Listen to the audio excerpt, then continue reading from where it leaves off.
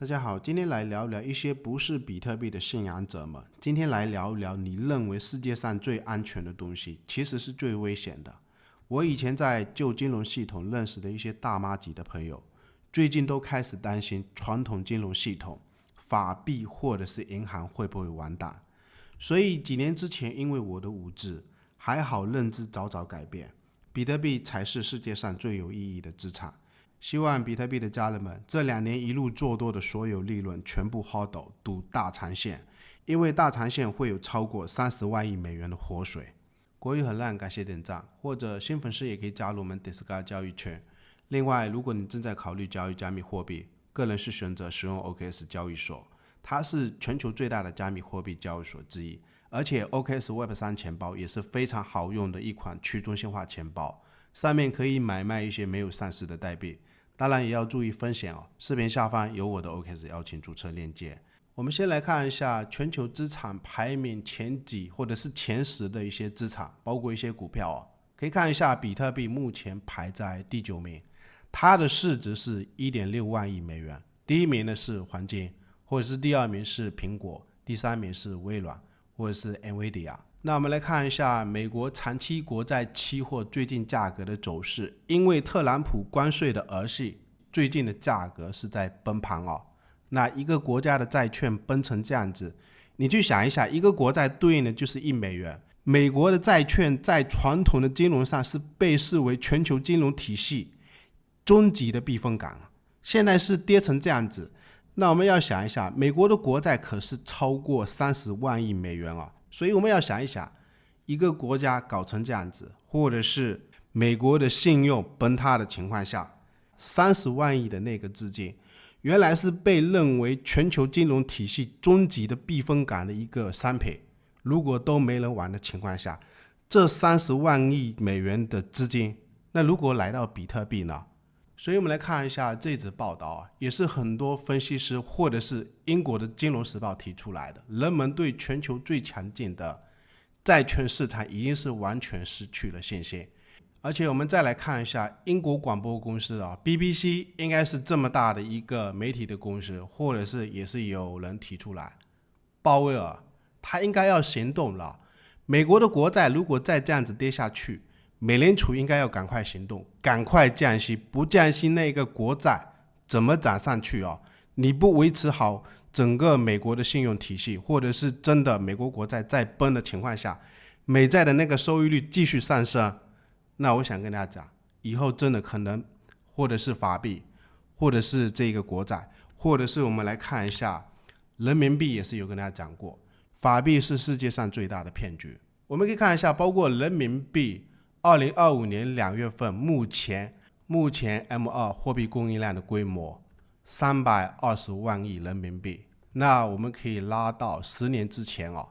，10年之前当时的规模只有不到100万亿人民币的规模，所以等于是10年的时间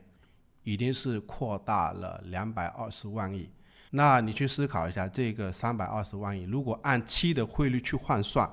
等于是人民币或者是货币供应量的规模是45万亿美元，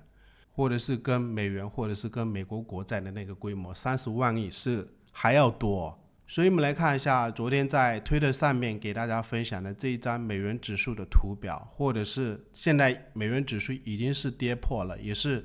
长时间跟很多朋友讲的，我们后面要去多留意美元指数它什么时候会跌破，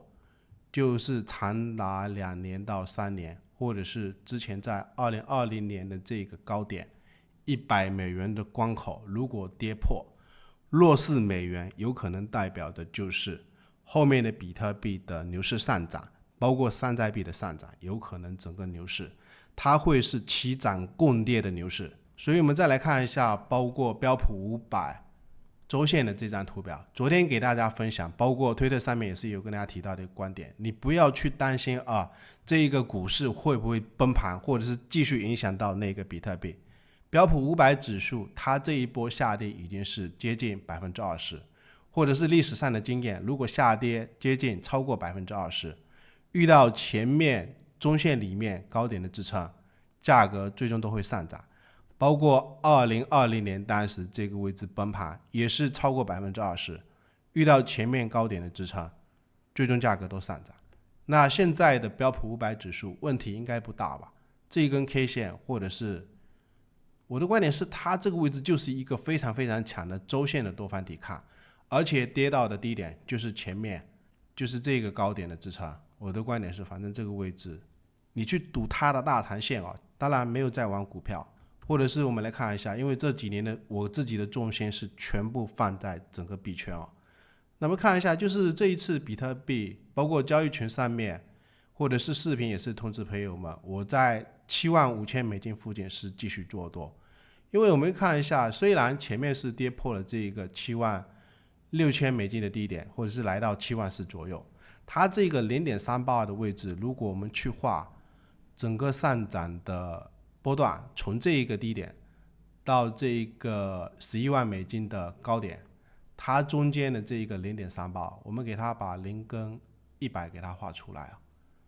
就是从这个低点到上面的这个高点，它回撤的0.382大约是在$74,000附近啊。以及我们看一下前面几个波段，这个波段大约是在$49,000的低点，它是从这个25000到这个74000的高点回撤的0.38是在这个$49,000附近。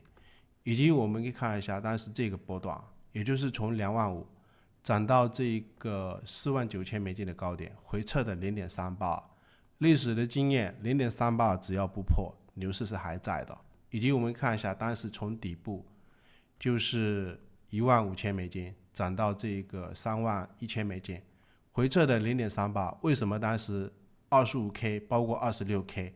交易群上面在这个区间通知朋友们做多，以及我100倍做多开了总头寸3个比特币，前几年是非常非常的穷啊，如果有资金的话，当时我也想开多一点。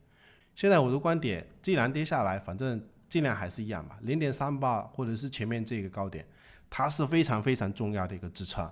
希望朋友们有利润的话，坚定继续给我包住30万亿美元的活水，比特币将来会推升到哪里？然后我们来看一下比特币月线的这张图表，我们再来看一下，就是月线的这一个2年乘数指标，下方这一条绿色的线，我们可以观察一下，当时比特币自跌到这个$2万的低点，后面不是在挖坑，有一个黑天鹅事件，跌到$15,000的低点，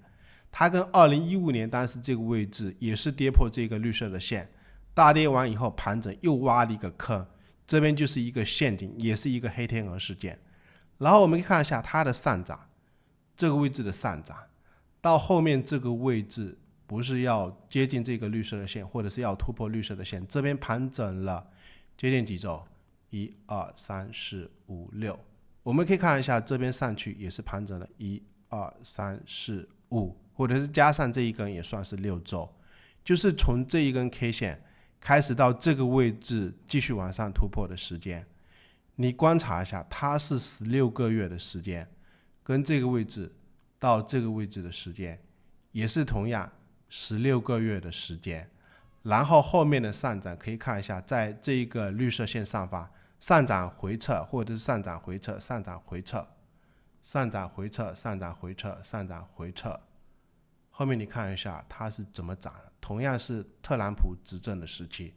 比特币继续涨到这一个2年乘数指标红色的高点，或者是2021年也是涨到红色的高点，才是它的顶部。那我是相信活水后面会非常非常的多，现在美联储是不是要行动了？所以我的观点，只要美联储后面行动，比特币这条红色的线目前是在$30万。最后感谢大家收看，对我们